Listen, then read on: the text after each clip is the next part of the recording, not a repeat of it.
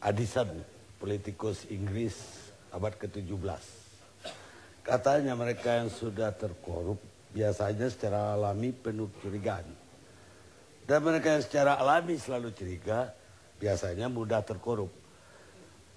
Jadi ini dua lembaga kayaknya dua-dua ada curiga. Korup ini tidak berarti uang, Pak. Pikiran pun bisa korup. Bagaimana menurut Pak Setapi?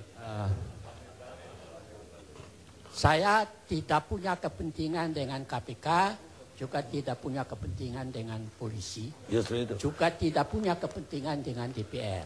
Ya. Saya hanya mau berbicara sebagai seorang pendidik yang lulus, maaf aja, tahun 59. Jadi 53 tahun yang lalu.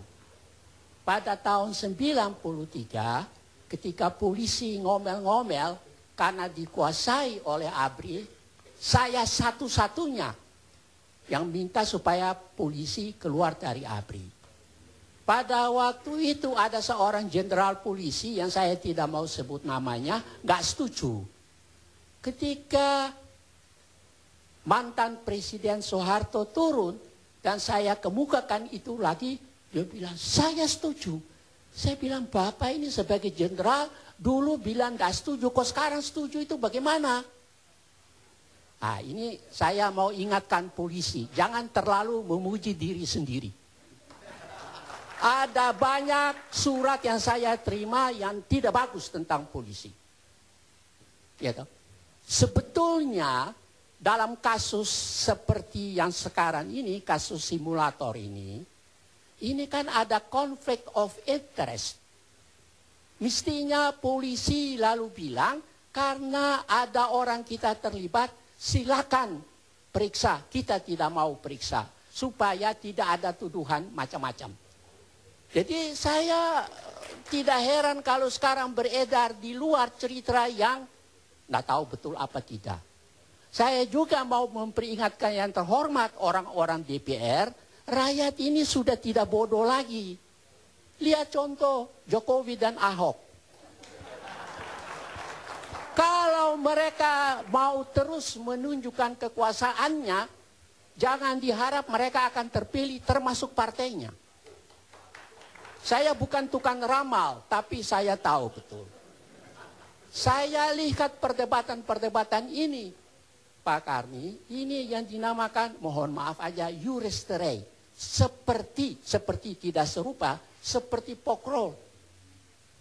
Menafsirkan undang-undang itu semuanya secara harfiah letterlek. Mestinya ditafsirkan juga secara fungsional. Jangan hanya tafsirkan begitu. Saya kenal baik sama pengacara yang terkenal ini. Tapi saya juga tidak senang dengan omongan secara keseluruhannya. Pak Setapi, kita istirahat sejenak, kita sambung dari Indonesia Lawyers Club. Dengan judul KPK digembosi. Silakan. Barangkali saya kira semua orang di sini sudah tahu. Yaitu mengapa sampai dibentuknya KPK. Sebetulnya pada waktu itu, karena saya tidak usah minta maaf, itu fakta sejarah. Kepolisian tidak beres, pakai istilah yang sopan. Kejaksaan juga tidak beres. Maka akhirnya disepakati di Senayan yang sekarang menjadi tempat yang kurang terhormat ini, ya, untuk membentuk KPK. Nah, memang selama ini Pak Karim, saya melihat KPK juga ada mempunyai kelemahan.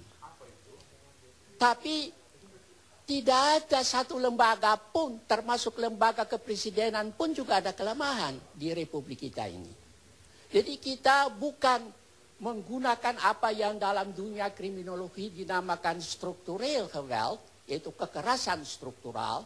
Kalau saya lihat meskipun tadi yang terhormat, yang diundang oleh Pak Karni ini berbicara dengan bahasa hukum, tapi sebetulnya secara kriminologi dan viktimologi itu terlihat ada kekerasan-kekerasan struktural di dalamnya itu. Harus diakui. Bahkan Mahkamah Agung sama sekali juga tidak bersih. ketika saya mulai mengkritik Mahkamah Agung, saya harus kumpul banyak sekali termasuk juga tulisan dari Pak Karni waktu masih jadi wartawan. Ya, toh. Kemudian saya menemukan disertasi dari Sebastian Pompe. Setelah saya lihat, nah ini bukti nyata bahwa Mahkamah Agung ini juga yang ada menyebut itu moralnya ambruk. MA. Jadi begini Pak Karni, saya berterima kasih bahwa masalah ini diangkat. Itu berarti juga KPK harus mawas diri. Ya, di mana-mana saya pelajari wiretapping, yaitu penyadapan di Jerman juga ada, di Amerika juga ada, meskipun di rahasia ternyata juga bocor.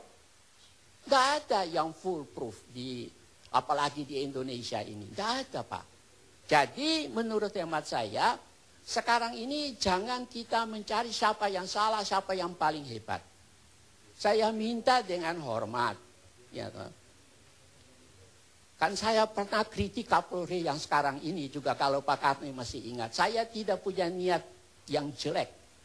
Tapi kadang-kadang saya pikir ada sedikit kesombongan juga daripada polisi ini. Padahal saya terima surat-surat banyak, termasuk kejaksaan. Saya belum terima surat yang jelek-jelek tentang KPK. Kalau ada saya akan bilang. Ya. Jadi menurut hemat saya berharap orang sekarang semua lihat kepada DPR. DPR ini mau apa? Jangan lupa 2 tahun lagi sudah pemilu, sudah dekat. Saya harap DPR ini jangan pandai tapi bijak. Bijak itu tidak sama dengan pandai. Ya toh. Jangan terlalu banyak retorika, tidak ada gunanya. Kalau saya dengar di luar, kalau KPK, kalau DPR itu kritik sama KPK, oh iya pantas Pak, oh terlalu KPK sudah tangkap sarentengan itu, begitu banyak itu orang-orang DPR, coba lihat. Menurut saya terakhir Pak Karni, korupsi ini menentukan kehidupan bangsa dan negara. Di mana-mana hampir tidak ada gubernur dan bupati yang luput dari korupsi. Saya punya clipping seluruhnya ini. Coba. Jadi saya harap sekarang ini jangan-jangan kita berjalan akhirnya kita menemukan jalan buntu. Kalau jalan buntu dengan hanya sekedar politik pencitraan, jangan-jangan muncul seorang tokoh yang kuat. Ya. Kalau Jokowi pasti tidak. Itu orang yang bilang itu ngenyek namanya itu. Itu mulutnya perlu digosok dengan tan pasta. Ya, Pak. Jadi menurut hemat saya sekarang ini yang paling baik, ya toh, kita semua berusaha.